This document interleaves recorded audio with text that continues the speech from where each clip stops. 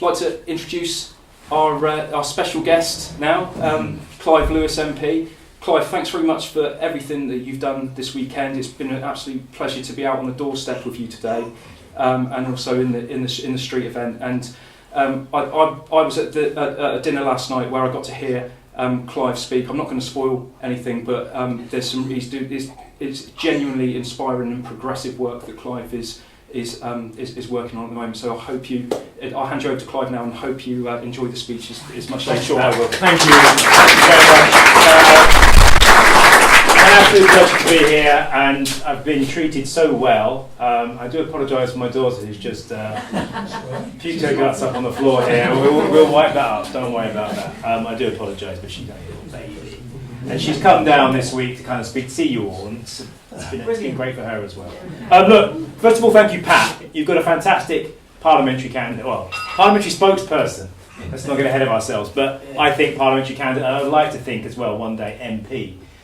Seeing how this constituency party operates, you're more effective than some of our target seats, I have to say. Today, the number of people you had out on the stall, the number of people you had canvassing, 2 different groups, it was fabulous. It really was. And I think if that kind of spirit, that kind of organisation could genuinely, I think, really make a difference here. And I know you've come second place now. Well, let's go one better than that and kick out Simon Hall. So we'd like to see you on. It's a bit of a way to stage down in Parliament, I must say. Pat, I think you make a wonderful candidate, and thank you for all your help. You've provided all the baby kit for my wife and baby this weekend, so thank you so much as well. Hayden, nickname aka Lucky. It's been a pleasure sitting opposite your dinner and listening to your stories and listening to your experience, the depth of your experience and your humanity. I think that comes across so much when you talk. And in terms of Kate, your words on education were very, very true. They hit home. I will pass on your message if I see Jeremy and if I see Angela. I think it's one that they understand. And I think on the issue of tuition fees, that was I think if you think back to where we were back in 2017, we were looking at a complete trouncing. And I think it was a strategic decision made to try to motivate that younger vote.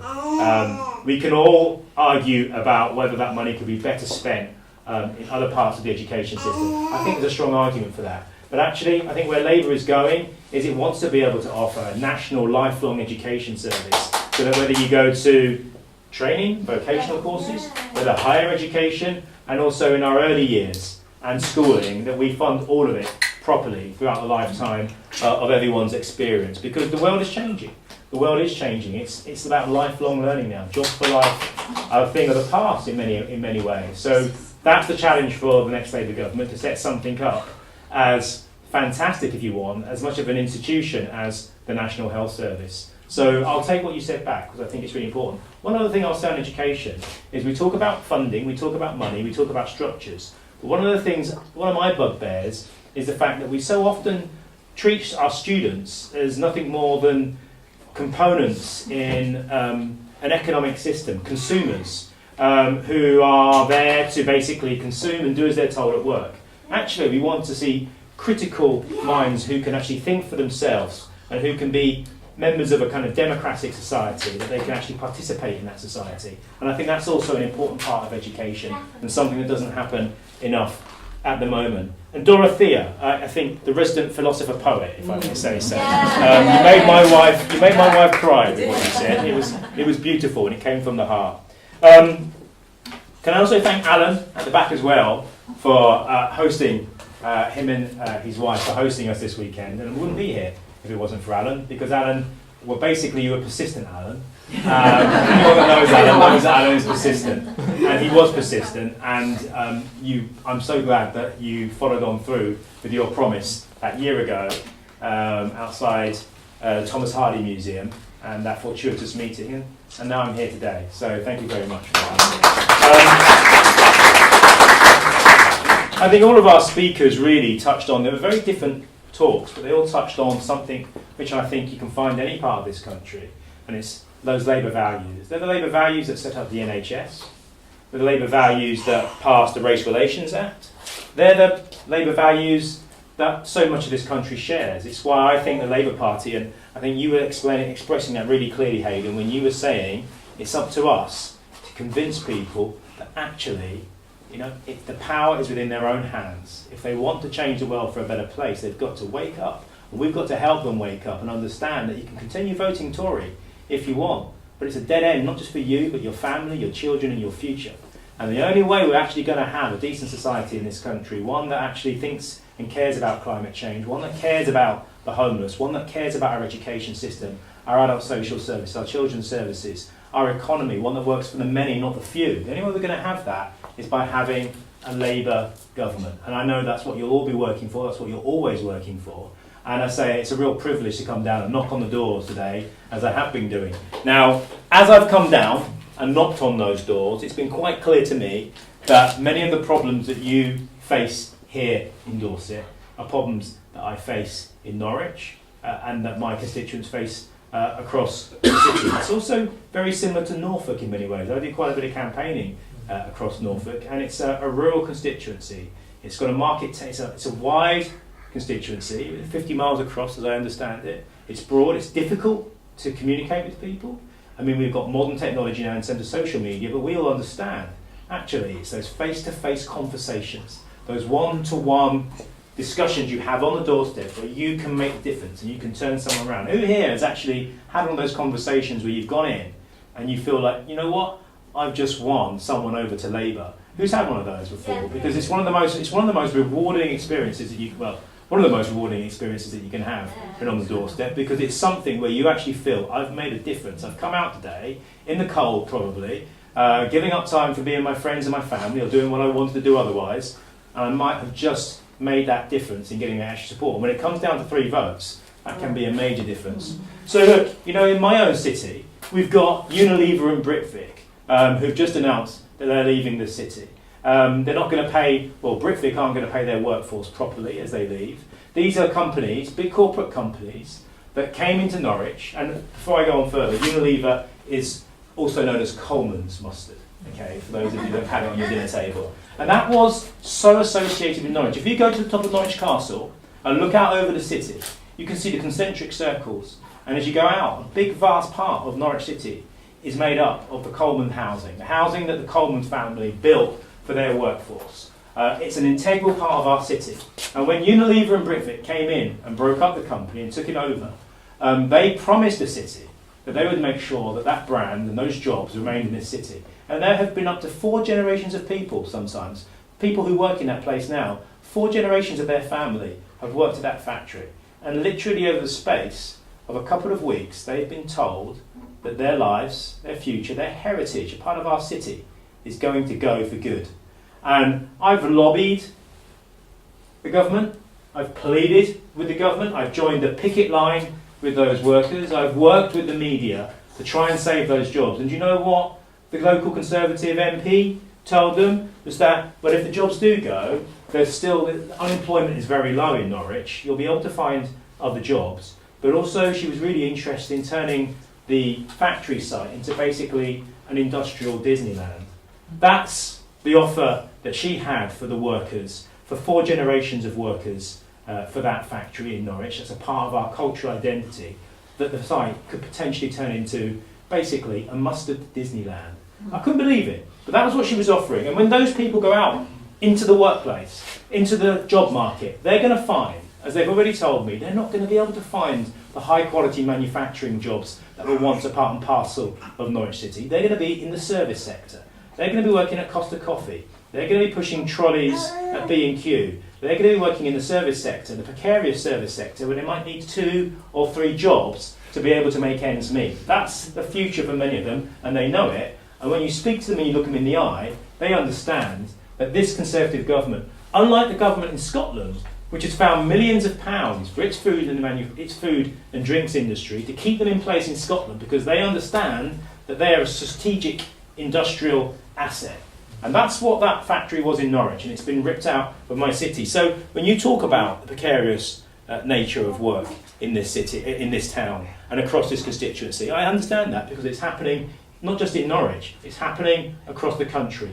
We all understand that. And for those of you who understand the motivation behind Liam Fox, behind Boris Johnson and others who want us to leave the European Union. They understand that the European Union is the one bulwark in so many areas of employment law, of environmental law, of food standards, that stands in between them and the bargain basement Britain that they want to see in this country. Because it's about lower taxes, greater profit, and about them being able to extrapolate as much wealth as they can from the people of this country, because profits are now beginning to dwindle. After 2007, we've seen a crisis in the economic system. This then is the next chapter in Thatcherism, if you want, to be able to drive down those prices, to do deals with the likes of Donald Trump, where we'll be eating chlorinated chicken, and will allow American healthcare companies to come in and basically break up what's left of the NHS. That's the future they want for us, and I don't think it's one that any of us in this room, whatever you think about Brexit or Remain, should actually want. We should never, never accept a Tory leave package, because it will do no good for the working people of this country. So, in terms of... and you go on, come to Norwich, I'll show you the hospital crisis. Every winter we have a hospital crisis. Every winter we have people in the corridors, stacked up in ambulances. Every year we have an ambulance crisis. Unlike you, where you have the golden hour, which is basically kind of been thrown out the window in terms of your ambulance service and the time it takes ambulances to get from rural locations to hospitals. In Norwich you've got a Labour MP, and when this scandal erupted last year where people were dying in their homes because of this crisis, ambulance staff came to me and whistle-blowed to me and said, can you raise this in Parliament? I stood up in Parliament, I raised this in Parliament. There's now been a special investigation, and they've conceded that it was an absolute outrage in terms of what was happening in our ambulance service, and they've now received more resources. Now, that's happened because, in part, I'm not boasting, not blowing my own trumpet, but because we've got a Labour MP who is prepared to stand up and speak up on behalf of those ambulance staff and those patients. So that's why you need a Labour MP. Simon Hall wouldn't have done that. Simon Hall wouldn't have got out of bed for that, because he doesn't care. And if he does care, he will want to cover it up, because it's an embarrassment to his party. Mental health, twice now in my city, across my constituency, mental health services have gone into special measures. That means that many of the people who are homeless, many of the families who need that support, aren't getting the support they need. And that makes life very difficult. They're coming increasingly now into my constituency office. I'm seeing immigration cases, people waiting for a decision on their immigration status or their asylum status, sometimes waiting up to 7 years in limbo. Do you know how much they have to live on for a week? £37 to live on a week. I mean, and they're not allowed to work. They're not allowed to work, and yet they want to. It's an absolute disgrace. Police cuts, homeless crisis, children's services. We're now 46 out of 55 of our children's centres, Sure Start, that fantastic legacy of the last Labour government, now about to be cut. And what are they offering? Online digital services for our children. Online digital services and a voluntary system of using libraries and community centres where people can volunteer to provide the services. The 9 locations where they will be keeping their children's centres happen to be not in the most deprived parts of the county, happen to be in the most affluent conservative areas. There, you work it out for yourself. They have no shame. Elderly social care. We've had a number of companies that have gone under. Why? Because they're owned by venture capitalists who've basically asset stripped, paid their staff a pittance, and then wondered why the company isn't making ends meet, and then basically pulls a plug on them, which leaves the local authority to pick up the pieces and to pick up the tab. And that's happened so often across the National Health Service. Not just National Health Service, it's happened on East Coast Main Line. Privatisation of public services does not work. You cannot asset strip and suck profit out of a public good, out of a public service, when actually all we want as members of the public are decent public services that work for people. How can you make profit out of illness, out of sickness? It's simply morally reprehensible, I think, for so many people. And I think the tide is turning. And I think the experiment of something called neoliberalism, or Thatcherism, I think now is coming to an end. When I first got to Parliament 3 years ago, I was called extreme left, because I was simply saying this: the economic system isn't working for the people who were told that it would work for them. And the people who are working, the so-called trickle-down effect, what we're seeing is a flood up. and not a trickle down. That's trickle down economics. And what I think people now in our party are increasingly understanding is that the experiment of the past 40 years has fundamentally failed the vast majority of people in this country, whether it be on public services, whether it be on our education system, our health system. It's increasingly, I think, now people can begin to see through it. Now, why are people still still voting for the Conservatives? It's a question that you have to ask yourselves. What is it? Are people masochists? Are people silly? But the thing is, you have to understand, we sometimes like to call Conservatives wicked and nasty and evil. These aren't terms that I use. Sometimes they can be wicked and nasty and evil, but these aren't terms I tend to use, because actually there is a logic to their views, there is a logic to their beliefs, and they do wrap it up in the language of opportunity, of social mobility for all. When actually, we understand, if you haven't got shoelaces, you haven't got shoelaces, you can't pull yourself up by your bootstraps. We understand, I think, in the Labour Party, that actually it's about social justice. It's about allowing everyone, by their own means, to be able to do the best they can in society, and for us to look out for one another. And with climate change coming, this is something I'm doing at the moment in my job on the Shadow Treasury team. With the advent of climate change, with the advent of potentially billions of people on the move in the next century because of climate change, we understand, I think many of us in this room will understand, that we have a real choice. We're on a real precipice now about where this country goes, where our planet goes. You look at the rise of the far right around the world, you look at resource depletion, you look at the growing scale of climate change, and you begin to understand that we have a choice before us. It's a very simple choice. And it's, do we stick together? Do we look out for one another? Do we actually have a political party that wants to see opportunity for the many? Or do we go down a path which I think this government increasingly has in store for so many people in this country, which is one of decreasing circles, of growing poverty, of growing inequality?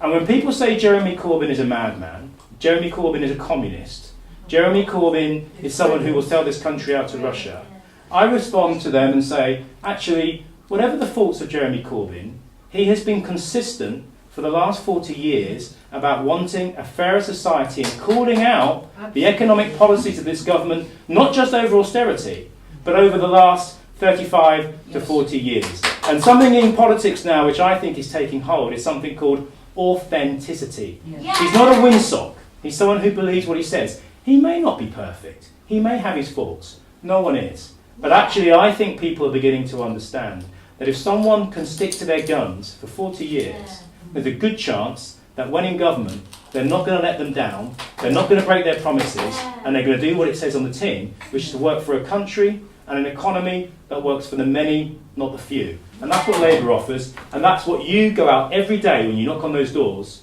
That's a message you can tell people. That's a message you can tell people with faith and with confidence, and to know that actually you're working for a better Britain. And I'm really pleased to be here this weekend, so thank you very much. Thank you.